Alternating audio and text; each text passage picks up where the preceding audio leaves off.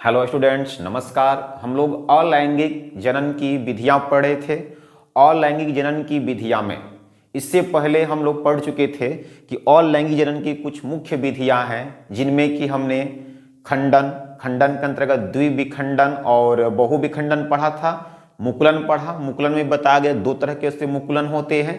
एक को हमने कहा था कि बहिर्जात मुकुलन होता है और एक अंतर्जात मुकुलन होता है। इसके आगे कुछ टॉपिक बच गए थे जो कि अलैंगिक जनन की विधियों में थे, जैसे कि खंडन, पुनरुद्भवन, बीजाणु जनन और कायिक जनन। तो इन चारों टॉपिक्स को आज के क्लास में हम लोग क्लियर कर लेंगे कि अलैंगिक जनन के अन्य चार टॉपिक्स कौन कौन से शेष बचे हैं। तो इसमें कौन कौन से शेष बचे हैं आज के क्लास में, अर्थात हम लोग कौन कौन से टॉपिक पढ़ेंगे। तो आज की क्लास में हम लोग पढ़ने वाले हैं खंडन को, जो कि यहाँ पर बताया गया। खंडन के बाद फिर हम लोग पढ़ेंगे पुनरुद्भवन, फिर बीजाणु जनन और इसके बाद कायिक प्रजनन। तो चलिए हम लोग स्टार्ट करते हैं क्लास को। खंडन, ये खंडन को हम लोग इंग्लिश में फ्रेगमेंटेशन भी कहते हैं। खंडन को क्या बोलेंगे? फ्रेगमेंटेशन। यहाँ पर डिफिनेशन लिखा गया है खंडन के लिए। बताया जा रहा है कि यह अलैंगिक प्रजनन की एक विधि है। खंडन क्या है? अलैंगिक प्रजनन की विधि है। आपको बता देना चाहिए फिर से अलैंगिक प्रजनन की विधियां कौन कौन सी है। तो एक हमने पढ़ा था विखंडन, दूसरा हमने पढ़ा मुकुलन, फिर थर्ड नंबर खंडन, नंबर 4 पुनरुद्भवन, नंबर 5 बीजाणु जनन और नंबर 6 पर कायिक प्रजनन। तो इनमें से हम लोग प्रीवियस वीडियो में विखंडन और मुकुलन पढ़ चुके हैं। इसका लिंक में हमने वीडियो डाल दिया है, आप वहां से देख सकते हैं विखंडन को और मुकुलन को। आगे आज की क्लास में खंडन, पुनरुद्भवन, बीजाणु जनन और कायिक प्रजनन की विधियां समझाई जाएंगी। तो खंडन क्या है भाई? यह अलैंगिक प्रजनन की एक विधि है। इसमें मातृ जीव का शरीर दो या दो से अधिक भागों में टूट जाता है। जो पेरेंट्स जीव है, जिसको मातृ जीव कहते हैं, जिससे संततियां उत्पन्न होती है, उसका शरीर दो या दो से अधिक भागों में टूट जाता है। जब दो या दो से अधिक भागों में टूटेगा तो जीव के टूटे हुए खंड, जो खंड टूट करके अलग होंगे, उनसे नए जीव विकसित हो जाते हैं और इसी प्रक्रिया को खंडन कहेंगे। जैसे शैवालों में ये क्रिया पाई जाती है। अलैंगिक प्रजनन की जो विधि है खंडन, यह किन जीवों में पाई जाएगी? शैवालों में पाई जाती है। शैवाल की कुछ अलग अलग प्रजातियां हैं, जैसे कि एक स्पाइरोगाइरा हो सकते, यूलेथ्रिक्स। स्पाइरोगाइरा में इसी तरह का अलैंगिक प्रजनन पाया जाता है। कौन सा? खंडन विधि पाया जाता है। इसके अतिरिक्त यूलेथ्रिक्स में भी यह पाया जाता है। देखिए यहां पर हम एग्जाम्पल आपको समझा देते हैं। स्पाइरोगाइरा जो है इस तरह से होते हैं। स्पाइरोगाइरा, ये स्पाइरोगाइरा हो जाएगा। ये जल में पाए जाते हैं। तो स्पाइरोगाइरा जो है, इनका शरीर अगर दो या दो से अधिक खंडों में टूट जाए, जैसे हम देख रहे हैं एक खंड ये हुआ, दूसरा खंड और तीसरा खंड, टूटने का कारण क्या हो सकता है? तो जल धारा की वजह से, जल की धारा की वजह से, अगर जल में ये तैर रहे हैं और जल की धारा बहुत तेज है, तो तेज धारा की वजह से इसका शरीर दो या दो से अधिक खंडों में टूट सकता है। दूसरा कारण हो सकता है कि जंतुओं के खाने से, कुछ जंतु ऐसे हैं जल के अंदर, जंतुओं के खाने से, कि इसको स्पाइरोगाइरा को खाने लगेंगे। जब खाएंगे तो अपने दांतों से, नुकीले दांतों से वो काटेंगे, तो कट करके भी यह दो भागों में, तीन भागों में, चार भागों में टूट सकता है।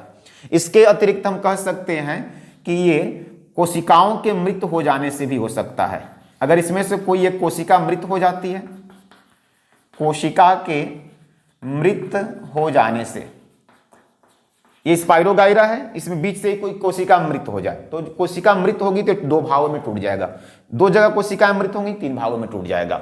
तो कभी भी अगर स्पाइरोगाइरा का शरीर दो भागों में, दो से अधिक भागों में टूटता है, तो टूटने का कारण क्या हो सकता है? जल की धारा।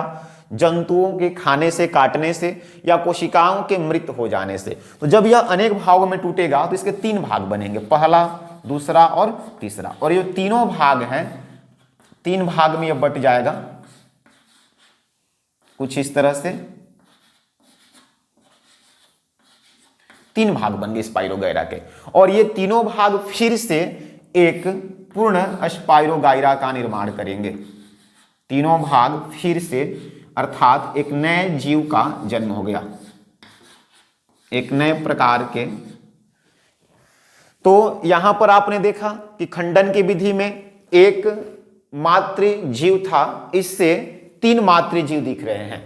कारण क्या था? तो इसका शरीर 2 या 2 से अधिक खंडों में टूट गया है, 3 खंडों में टूटा है। जितने खंडों में इसका शरीर टूटेगा उतने नए जीवों की उत्पत्ति होगी। तो इस प्रक्रिया को हम लोग कहते हैं खंडन। चलिए अगला टॉपिक समझते हैं, पुनरुद्भवन।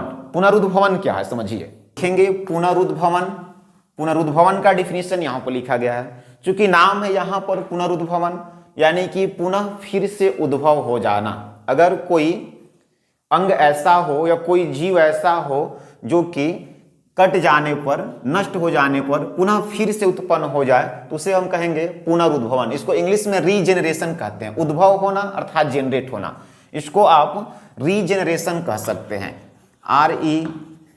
रीजेनरेशन, रीजेनरेशन, पुनरुद्भवन। देखिए पुनरुद्भवन का डिफिनीशन यहां दिया गया कि यह प्रक्रिया स्पंज, हाइड्रा इत्यादि में पाई जाती है। किसमें पाया जाता है पुनरुद्भवन? स्पंजों में पाया जाता है, हाइड्रा में पाया जाता है। स्पंजों में पुनरुद्भवन की खोज विल्सन ने की थी। बहुत ही इंपॉर्टेंट टॉपिक पूछा जाए कि स्पंजों में पुनरुद्भवन की खोज किस वैज्ञानिक के द्वारा किया गया था, तो वैज्ञानिक का नाम है विल्सन, याद रखेंगे। विल्सन के द्वारा स्पंजों में पुनरुद्भवन की खोज किया गया था। इन्होंने खोज किया कि यदि किसी स्पंज को छोटे छोटे टुकड़ों में काट दिया जाए, कोई स्पंज है, स्पंज को कई छोटे छोटे टुकड़ों में काट दिया जाए तो इसका प्रत्येक कटा हुआ टुकड़ा नए स्पंज बनाने की क्षमता रखता है। जैसे अभी हमने पीछे पढ़ा कि स्पाइरोगायरा था, स्पाइरोगायरा को अगर कई भाग में कट हो जाए तो उससे नए स्पाइरोगायरा बन जाते थे। लेकिन उसमें कट होने का कारण क्या था? वो स्वतः ही जल में रहता है, जल के जीवों द्वारा काट दिया जाता है, जल की धारा द्वारा कट सकता है, कोशिका के मृत होने से कट सकता है। यहां पर यदि स्पंज को भी छोटे छोटे टुकड़ों में काट दिया जाए तो प्रत्येक टुकड़े से नए स्पंज बनाने की क्षमता होती है। इसी प्रक्रिया को हम कहते हैं पुनरुद्भवन। आगे देखेंगे कुछ अन्य जंतुओं में भी शरीर का भाग क्षतिग्रस्त होने पर पुनरुद्भवन या पुनर्जनन द्वारा पुनः विकसित हो जाते हैं। अर्थात अभी हमने हाइड्रा स्पंज कहा, कुछ जंतु भी हैं, कुछ ऐसे जंतु हैं जो कि उनके शरीर के किसी भाग को कट कर दिया जाए या उनके शरीर का कोई भाग नष्ट हो जाए तो वे अंग पुनः या तो पुनर्जनन द्वारा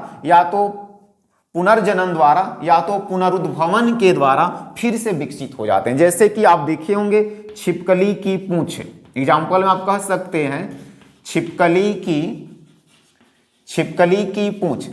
आप लोग देखे होंगे घरों में छिपकली की पूंछें कभी दब जाएं तो टूट जाती है, और टूटने के बाद बिना पूंछ की छिपकली हो जाती है, और धीरे धीरे कुछ समय के बाद उसकी पुनः नई पूंछ निकल आती है। तो नई पूंछ निकल आने का कारण क्या था? पुनरुद्भवन। तो हम कह सकते हैं छिपकली की पूंछों में पुनरुद्भवन की क्रिया पाई जाती है। पुनरुद्भवन की क्रिया से वहां पर पुनः नई पूंछें निकल आती है। चलिए नेक्स्ट टॉपिक हम लोग समझेंगे बीजाणु जनन। नेक्स्ट टॉपिक है बीजाणु जनन अर्थात स्पोर्स फॉर्मेशन। देखिए स्पोर्स फॉर्मेशन किन जीवों में पाया जाता है? यह भी एक अलैंगिक प्रजनन की ही विधि है, और यह जो है जीवाणु में, कवक में किसमें पाया जाएगा? जीवाणुओं में, शैवालों में, कवकों में, ब्रायोफाइटा, टेरिडोफाइटा इत्यादि में बीजाणु जनन की प्रक्रिया होती है। बीजाणु जनन किन में पाया गया? तो बताया गया जीवाणु में। इसका एग्जाम्पल है किस किस प्रकार के जीवों में बीजाणु जनन होता है। तो जीवाणु में, शैवालों में, कवकों में, ब्रायोफाइटा में और टेरिडोफाइटा में। बीजाणु जनन में होता क्या है? तो इसमें बीजाणु का निर्माण होता है। जनन मतलब उत्पन्न होना।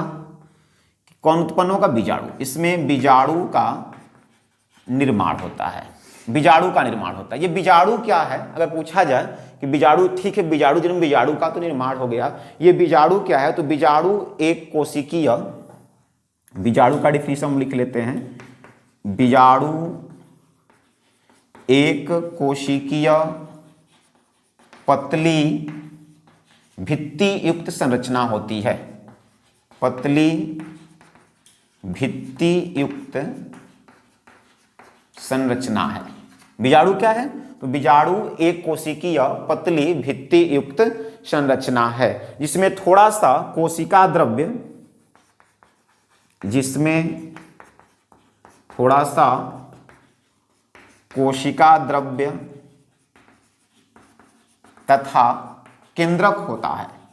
इसमें क्या क्या होते हैं, कोशिका द्रव्य होता है और केंद्रक होता है। तो बीजाणु को हम कह सकते हैं कि बीजाणु एक कोशिकीय पतली भित्ति युक्त संरचना है, इसमें थोड़ा सा कोशिका द्रव्य होता है और केंद्रक होता है। और जो बीजाणु हैं यही अंकुरित होकर के नए जीव का निर्माण करते हैं। बीजाणु क्या करेंगे, बीजाणु का काम क्या है, तो बीजाणु अंकुरित होकर नए जीव का निर्माण करते हैं। बीजाणु अंकुरित होकर नए जीव का निर्माण करते हैं। ठीक है, तो बीजाणु जनन, स्पोर्स फॉर्मेशन किन किन जीवों में पाया गया, जीवाणु में, शैवाल, कवक, ब्रायोफाइटा और टेरिडोफाइटा में पाया जाता है। बीजाणु जनन में क्या होगा, बीजाणु का निर्माण होगा। भाई बीजाणु क्या है, तो बीजाणु एक कोशिकीय होते हैं और पतली भित्ति युक्त संरचना होती है। इनकी जो कवर है वो बहुत ही पतली होगी, भित्ति पतली होती है, इसमें थोड़ा सा कोशिका द्रव्य और केंद्रक होता है। बीजाणु में क्या क्या पाया गया, कोशिका द्रव्य पाया जाता है और केंद्रक। ये बीजाणु ही अंकुरित होकर के नए जीव का निर्माण करते हैं। ये दो प्रकार के होते हैं, एक को कहते हैं चल बीजाणु और एक होता है अचल बीजाणु। चल बीजाणु और अचल बीजाणु। चल बीजाणु ये क्या होंगे और अचल बीजाणु क्या होंगे, इसको समझ लेते हैं। दो प्रकार के हुए, चल बीजाणु और अचल बीजाणु। तो इसको हम लोग इंग्लिश में चल बीजाणु को जू स्पोर्स भी कहते हैं, जू स्पोर्स कहते हैं। ये चल होते हैं, इनकी विशेषताएं हैं कि ये चल होते हैं तथा इनमें कशिभिकाएं पाई जाती है। क्या होते हैं, चल होते हैं और इनमें कशाभिकाएं पाई जाती हैं। कशाभिका पाई जाती है, चल होते हैं। चल होने का मतलब ये एक स्थान से दूसरे स्थान तक जा सकते हैं। कैसे जा सकते हैं, या तो जल के माध्यम से जल में तैर करके जा सकते हैं, या हवा के माध्यम में हवा में तैरते हुए एक स्थान से दूसरे स्थान तक चल सकते हैं। चलने का कारण क्या है, तो इनमें कशाभिका पाई जाती है। कशाभिका को इंग्लिश में हम लोग कह सकते हैं फ्लैजिला, FLAGELLAE, फ्लैजिला। इनमें कशाभिका या फ्लैजिला पाई जाती है। अचल बीजाणु जो हैं ये एक स्थान से दूसरे स्थान तक नहीं जा सकते हैं, जहां पर रहेंगे वहीं पर रहते हैं, अतः इन्हें अचल बीजाणु कहते हैं। यानी कि ये चल नहीं होते हैं और कशाभिका इनमें नहीं पाई जाएगी, इनमें कशाभिका अनुपस्थित होता है। दोनों में डिफरेंसेस है। चल बीजाणु जो हैं चलशील, ये चलते हैं और कशाभिकाएं पाई जाती हैं। अचल वाले ये चल नहीं होते हैं और इनमें कशाभिकाएं नहीं पाई जाती हैं। एप्लानस्पोर्स कहते हैं, APLANOSPORES, एप्लानस्पोर्स कहते हैं अचल बीजाणु को इंग्लिश में।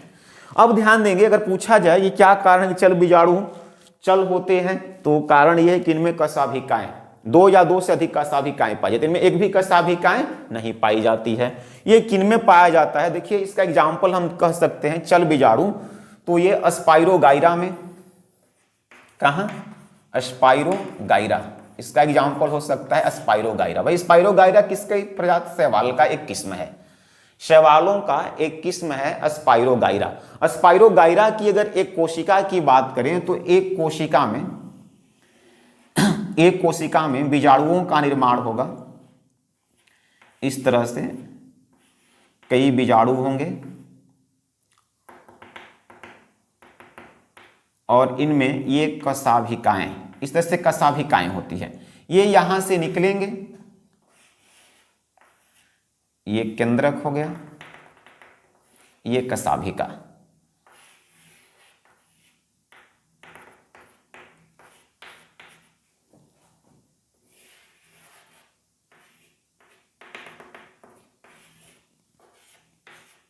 ये कशाभिका।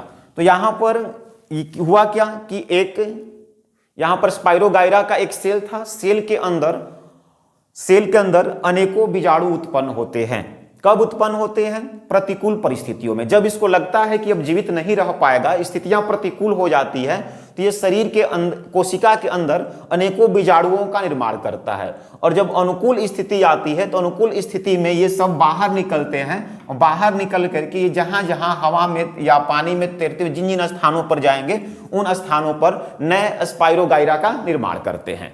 और जो अचल बीजाणु है, अचल बीजाणु का एग्जाम्पल दे सकते हैं, म्यूकर में, राइजोपस में होता है। किसमें होता है? इसका एग्जाम्पल कर सकते हैं म्यूकर, राइजोपस। ये कैसे होते हैं भाई? तो ये इनमें कशाभिकाएं नहीं पाई जाती, यहां केंद्रक होता है कुछ इस तरह से।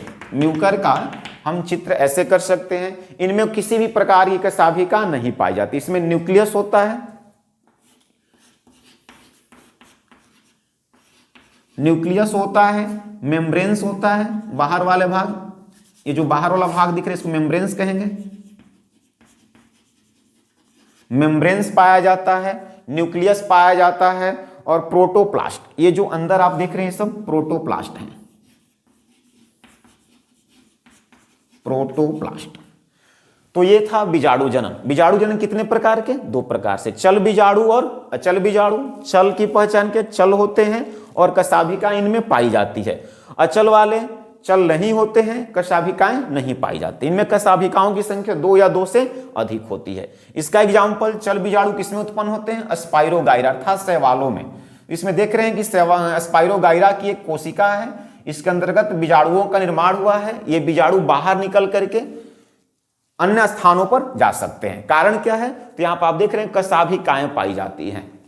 यहां पर अचल बीजाणु का एग्जाम्पल दिया गया, म्यूकर में, राइजोपस में पाया जाता है। जैसे कि हमने एक म्यूकर की संरचना बनाई, कोशिका उसका बनाया हम लोग, तो यहां पर इसी कोशिका में किसी भी प्रकार की कशाभिका नहीं है। यहां पर केवल 3 भाग पाए जाते हैं, एक न्यूक्लियस होता है, यहां पर जो भाग दिख रहे हैं प्रोटोप्लास्ट होता है, और बाहर ये मेम्ब्रेन्स पाई जाती है। अब इसके बाद बीजाणु जनन के बाद हम लोग अगला जनन की प्रक्रिया समझेंगे, अलैंगिक जनन की। उसको कहते हैं कायिक जनन। देखिए कायिक जनन क्या होता है, हाँ ध्यान देंगे। कायिक प्रजनन अर्थात वेजिटेटिव रिप्रोडक्शन।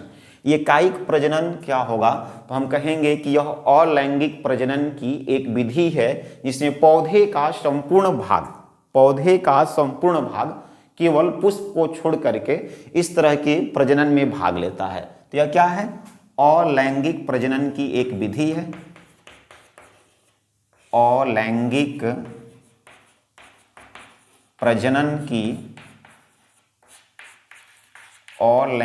प्रजनन की एक विधि है। इसमें पौधे का संपूर्ण शरीर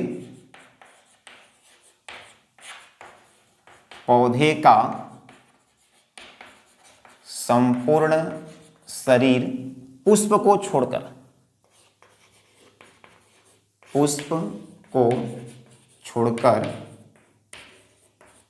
भाग लेता है। पुष्प को छोड़कर भाग लेता है।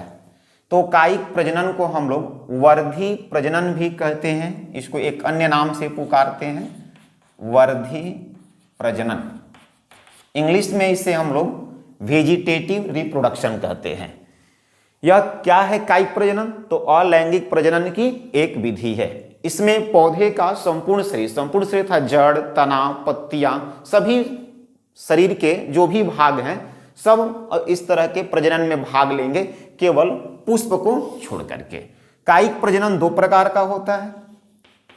कायिक प्रजनन की बात करें तो कायिक प्रजनन 2 प्रकार से होता है। 2 प्रकार कौन कौन से हैं? तो एक को कहते हैं प्राकृतिक कायिक प्रजनन, प्राकृतिक कायिक प्रजनन अर्थात नेचुरल, और एक होता है कृत्रिम कायिक प्रजनन। कृत्रिम कायिक प्रजनन, जिसको इंग्लिश में आर्टिफिशियल कहते हैं, आर्टिफिशियल। तो कायिक प्रजनन में पूछा जाए कितने तरह से होते हैं, दो प्रकार के, एक होता है प्राकृतिक और एक होता है कृत्रिम, जो कि स्वतः पौधों में जब पौधे के किसी अंग से, किसी भाग से स्वतः ही नए पौधे का निर्माण होता है तो उसे कहते हैं प्राकृतिक कायिक प्रजनन। और जब मानव के द्वारा उसे प्रजनन कराया जाता है तो उसे कहते हैं कृत्रिम कायिक प्रजनन। ये प्राकृतिक जो है इसको भी चार भागों में बांटा गया है। किन किन भागों से, पौधे के किन किन भागों से स्वतः ही नए पौधे का निर्माण हो सकता है, तो एक है जड़ से, दूसरा तना से हो सकता है, पत्ती से हो सकता है, पत्ती से, और एक जो चौथा है अर्थात जड़ से, तना से, पत्ती से और पत्र प्रकलिकाओं से, पत्र प्रकलिकाओं से, पत्र प्रकलिकाओं से। तो प्राकृतिक कायिक प्रजनन को चार भागों में बांटा गया है। कौन कौन से भाग से? जड़ से, तना से, पत्ती से और पत्र प्रकलिकाओं से। जड़ में कुछ पौधे ऐसे होते हैं जिनकी जड़ों में अपस्थानिक कलिकाएं निकलती हैं और ये अपस्थानिक कलिकाएं बड़ा होकर के नए पौधों का निर्माण करती है। जैसे कि आप एग्जाम्पल में कह सकते हैं कि शकरकंद में, किनमें? शकरकंद में और गन्ना में। शकरकंद में, गन्ना में, या परवल में कह सकते हैं, गन्ना नहीं परवल एग्जाम्पल दे सकते हैं, परवल।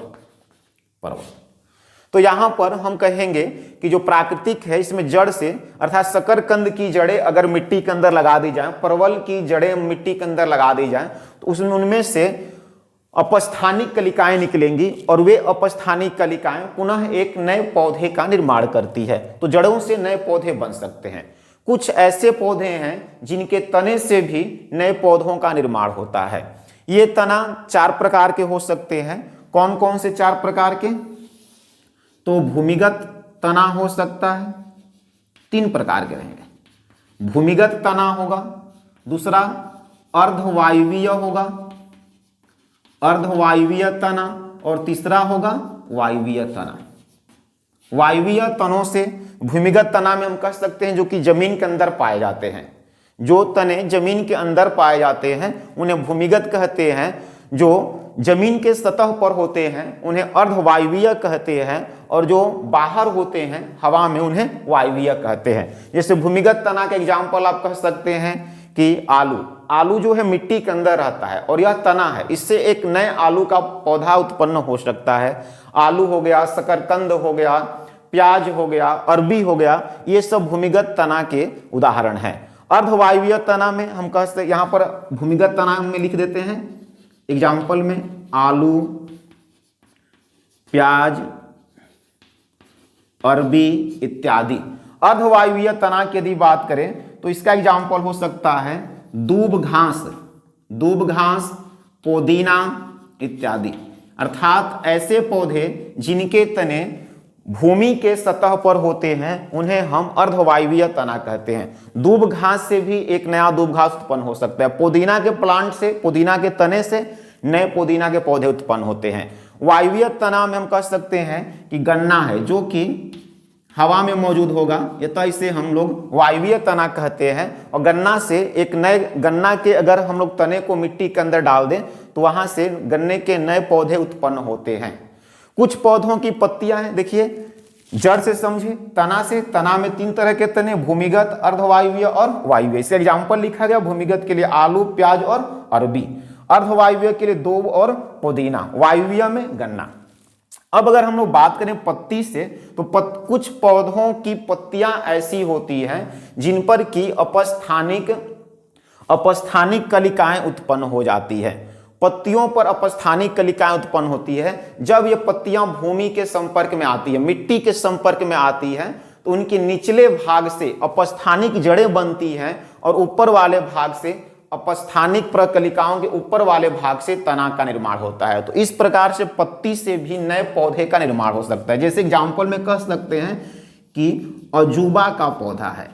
अगर अजूबा के पौधे की पत्तियां आप देखेंगे तो उस पर कुछ छोटे छोटे अपस्थानिक कलिकाएं उत्पन्न होती हैं और उनके नीचे वाले भाग से जब मिट्टी के संपर्क में आएंगी तो जड़ का निर्माण होता है और ऊपर वाले भाग से तना का निर्माण होता है। इस तरह से नए पौधे का निर्माण हो जाता है। फिर आगे हम लोग बात करें कि पत्र प्रकलिकाओं से, देखिए यहां पर जड़ से हो गया, दूसरा तना से हो गया, फिर तना को हम लोगों ने बांटा भूमिगत, अर्धवायवीय और वायवीय। पत्ती से किसमें, अजूबा में, और पत्र प्रकलिकाओं से होता है।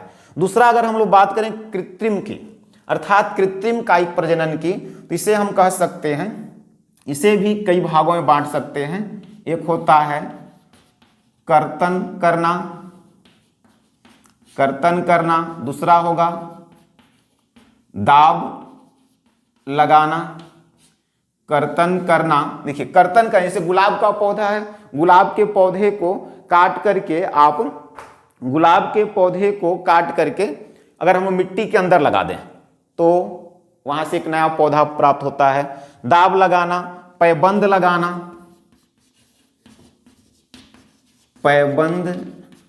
लगाना, और एक होगा उत्तक संवर्धन या इसी को कायिक संवर्धन भी कहते हैं। तो कृत्रिम के लिए भी कई विधियां हैं, जैसे कर्तन करना, दाब लगाना, पैबंद लगाना, गूटी लगाना, उत्तक संवर्धन इत्यादि। तो ये सब कायिक प्रजनन की विधियां हैं। यहां पर दाब क्या कह सकते हैं किसमें लगाया जाता है, तो सेब के पौधे में, सेब में, नाशपाती में पैबंद लगाना, जैसे कि नींबू के पौधे में पैबंद लगा सकते हैं, गाजर वगैरह में उत्तक संवर्धन कर सकते हैं। तो ये सब कृत्रिम विधियां हैं। तो कायिक प्रजनन क्या हुआ, तो यह अलैंगिक प्रजनन विधि है। इसमें पौधे का संपूर्ण शरीर भाग लेता है, केवल एक भाग को छोड़कर। कौन सा भाग होगा, पुष्प। कायिक प्रजनन की दो विधियां, प्राकृतिक और कृत्रिम, सबके बारे में यहां पर वर्णन कर दिया गया। तो अब तक हमने जो पढ़ा ये सब अलैंगिक प्रजनन की विधियां थी। नेक्स्ट क्लास में हम लोग लैंगिक जनन की विधियां पढ़ेंगे। तब तक के लिए धन्यवाद।